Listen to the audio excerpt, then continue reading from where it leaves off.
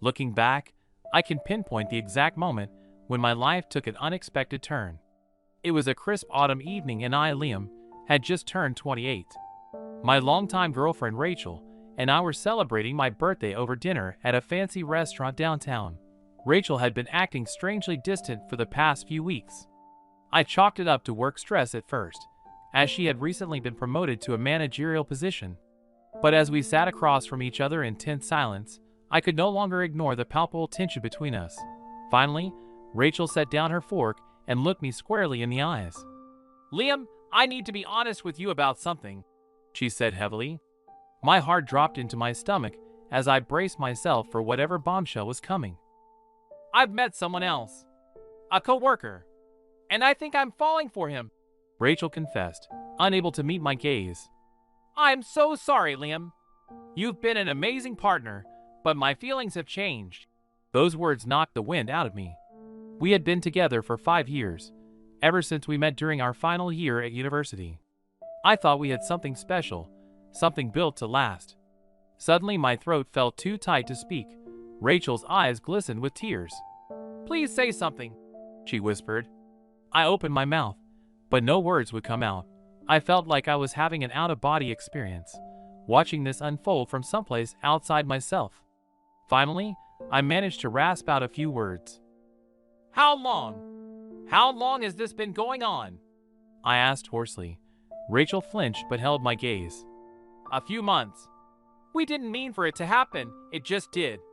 White-hot anger flared within me, momentarily burning away the hurt. A few months? She had been lying and deceiving me for months while I remained blindingly oblivious. Without a word, I stood abruptly from the table, nearly appending my plate. Rachel called after me pleadingly, but I stormed out of the restaurant, the cool night air doing nothing to calm the raging storm inside me. Over the next few agonizing weeks, Rachel attempted to explain, to reason with me, but I was beyond hearing her out. I felt utterly betrayed by the one person I trusted most in this world. She moved out in tears while I drowned my sorrows with the furry face that greeted me daily with boundless love and enthusiasm long before Rachel came along. Racked with a fresh tidal wave of anguish and anger, I knew I couldn't let her take Rufus without a fight. Little did I know, this opened a Pandora's box that would lead me down a twisted path of secrets, lies, and unsettling discoveries about the woman I thought I knew better than myself. I immediately sought counsel from a lawyer, a bulldog of a man named Marcus who vowed to viciously protect my custody claim. "Don't worry," he said in a gravelly voice. "We're going to find every last skeleton in her closet and bare it for the judge to see. She won't know what hit her." Those ominous words would prove chillingly prophetic in the days to come, armed with Marcus' aggressive representation. I braced myself for the custody battle royale over Rufus. But nothing could have prepared me for the Pandora's box of secrets that suddenly spilled out. It started when Marcus hired a private investigator to dig into Rachel's background and personal life, searching for any ammunition we could use against her. At first, the report seemed pretty tame, some minor financial discrepancies, a few parking tickets. But then, the bombshell landed. The PI uncovered that Rachel had been lying about her family situation for years. She had repeatedly told me she was an only child raised by her single mother after her father passed away. Yet the reports showed that was entirely false. Rachel actually had an older brother named Jason, who she had apparently disowned over a decade ago. When I confronted Rachel about this, she became unhinged, erupting into hysterics. Through her sobs, she finally admitted the truth she had hidden for so long. Her brother Jason had struggled with drug addiction and criminal behavior throughout their childhood. When they were teenagers, Jason had a psychotic break and savagely attacked their mother one night in a drug-fueled rage, nearly killing her. Their mother never fully recovered and lived the rest of her life in a vegetative state before passing away a few years later. Consumed by hatred for Jason, Rachel cut off all contact and tried to erase that part of her life like it never existed. The emotional wound still felt incredibly raw. As twisted as this revelation was, it was just the beginning. The PI also discovered that the man Rachel had an affair with at work was actually a married man with 2 young children at home. Confronting Rachel about this, the truth simply poured out in a seemingly endless stream of lies and deceptions. She admitted to not only knowing he was married from the start, but pursuing him specifically because of it. Rachel always envied the traditional family unit she never had, and convinced herself that seducing this man away from his wife and children would allow her to finally attain the life she craved. I could scarcely process all these sordid revelations about the woman I loved. The cushy, sheltered childhood and kind-hearted persona she projected were utterly false. Rachel harbored severe trauma and darkness that she kept expertly buried until it all explosively surfaced. Disgusted and feeling trapped in a waking nightmare, I vowed to use every possible underhanded tactic available to ensure she did not get custody of Rufus. If revealing her most shameful secrets was the way to accomplish that, I would not hesitate to play dirtier than she ever imagined. However, this sent me spiraling down a slippery ethical slope of choices that made me question my own principles and humanity. Just how far was I willing to go, and what personal cost would I ultimately pay? I was about to find out.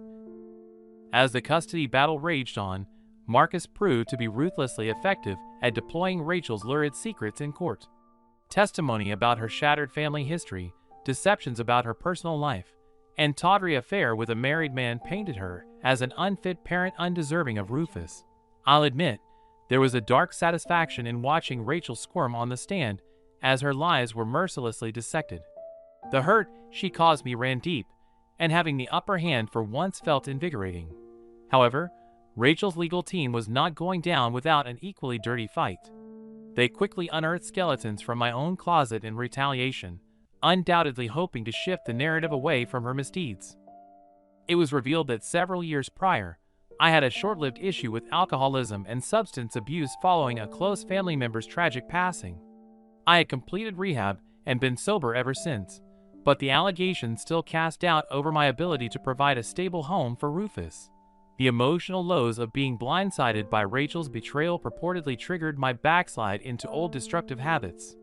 Her lawyers insisted a person capable of such lapse could not be trusted with full custody. As the mudslinging escalated profoundly personal attacks from both sides, it became evident there would be no tidy resolution. One party would inevitably emerge the victor, while the other was effectively decimated. Threats of dragging my past struggles through the mud eventually forced my hand. Against Marcus' adamant objections, I decided to pursue a sealed settlement with Rachel to make it all go away as quickly and quietly as possible. The terms were still incredibly lopsided in my favor regarding Rufus and financial matters, but it allowed Rachel to move forward with some shreds of dignity intact. Conversely, I would be able to begin healing from this harrowing chapter with my loyal companion by my side. When Rachel finally signed the agreement with a trembling hand, I felt a strange conflicting mixture of sadness, relief, and emptiness. The twisted saga was finally over, but there would be no true winner at the end of this path of destruction. We had utterly detonated one another's worlds through the deployment of sordid personal detonations that could never be undone or unlearned. You can't unsee the rawest, most shameful corners of a person's psyche once revealed.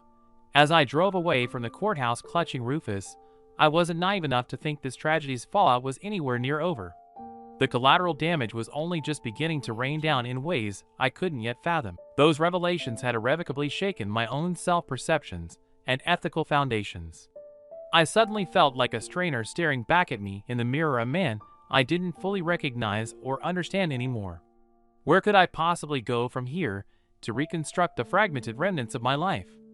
I wasn't sure, but I knew one thing: it would never again resemble a path I'd walked before. In the weeks after the custody battle reached its bitter conclusion, I found myself adrift, unmoored from the life I had worked so hard to build over the years. Winning Rufus back should have felt like a victory, but the pyrrhic manner in which it was achieved left me feeling hollow. I spent many sleepless nights plagued by the dark revelations about Rachel's past that Marcus so coldly weaponized. How could I have been so blind to the trauma and instability roiling beneath her bright surface?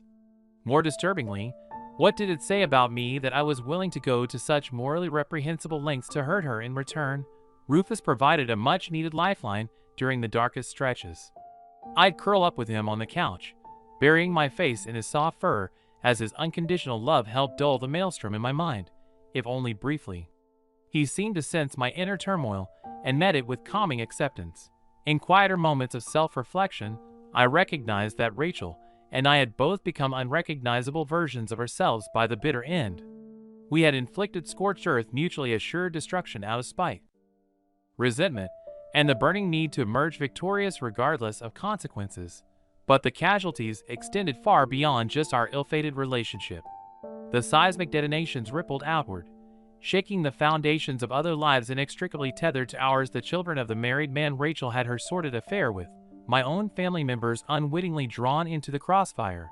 Could I ever truly atone for the widespread devastation I'd helped unleash? The haunting answer was, probably not. You can't unshatter what has already been irreparably broken into shards.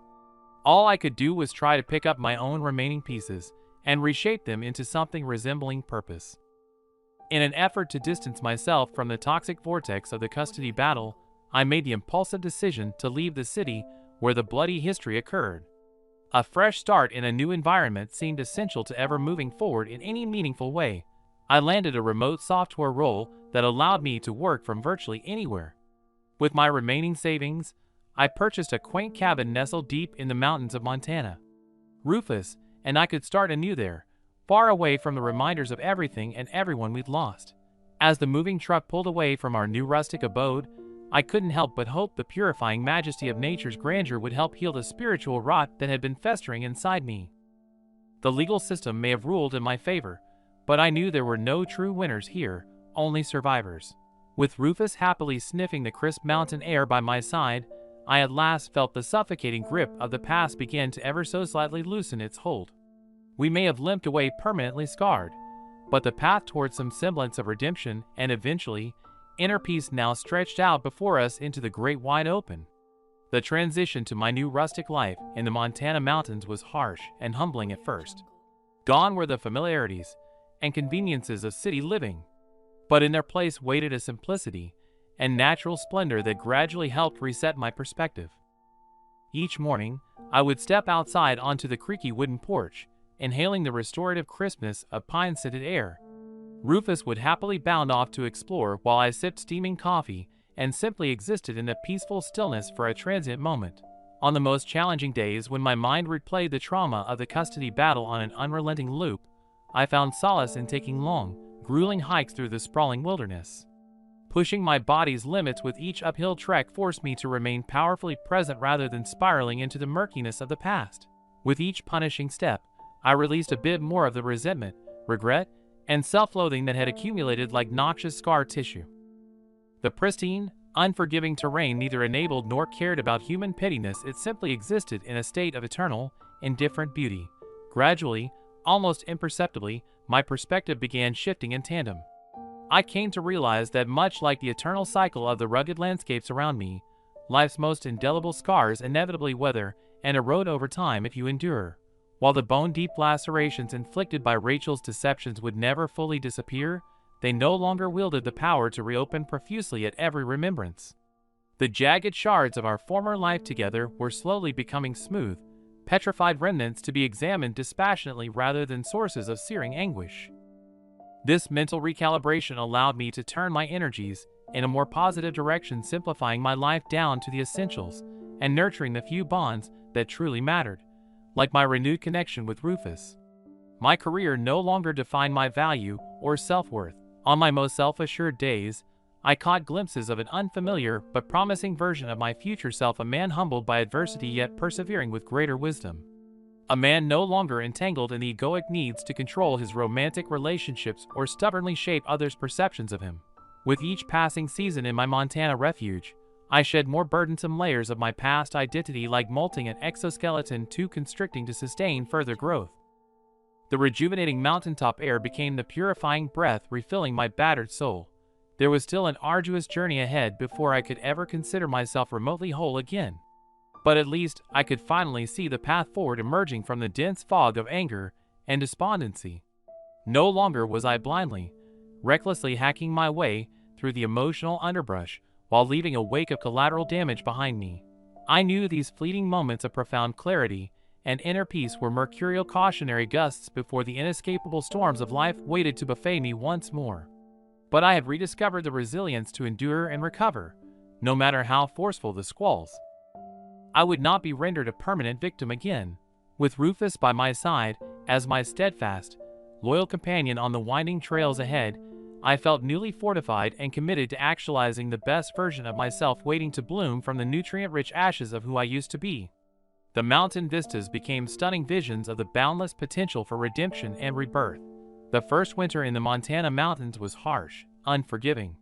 The pristine landscapes that had once rejuvenated me became menacing, the dense forests feeling increasingly oppressive and isolating as the nights grew longer. My burgeoning sense of inner peace proved fleeting, a fragile illusion quickly shattered by the resurgence of darker tendencies and obsessive ruminations I could never quite escape. As the bone-chilling temperatures plunged, so did my mental state. No matter how grueling the hikes or how punishing my efforts to remain centered in the present moment, the scorched earth of my past with Rachel kept smoldering, releasing noxious plumes that choked my every breath. Gone were the glimpses of who I hoped to become, a wiser, humbled man forging a path of redemption. In their place remained the same fractured, self-destructive core I had momentarily managed to obscure. On the darkest nights, alone with just my haunted thoughts and the howling winds for company, I found myself despondently retracing all the grievous errors that led me to this isolating existence. The moral transgressions, the callous decisions made out of spite and vengeance, all of it congealed into a suffocating psychic weight that I couldn't simply hike away from. What happened between Rachel and I went far beyond just the dissolution of a relationship. We had engaged in mutually assured spiritual annihilation, hacking away at each other's humanity until we abandoned any semblance of virtue. In that sense, there were no winners, only two irreparably damaged souls. As the blinding blizzards raged outside, I could feel my own tenuous grip on sanity slipping at the seams. Unmoored from any sense of purpose or community, I found myself surrendering to the merciless avalanche of negativity burying me in its path. Eventually, even Rufus' unconditional devotion and bright spirit could not rouse me from my profound pit of despondency and alienation. My self-poisoning thought loops and escalating substance abuse made me emotionally disappear long before any potential tragic ending.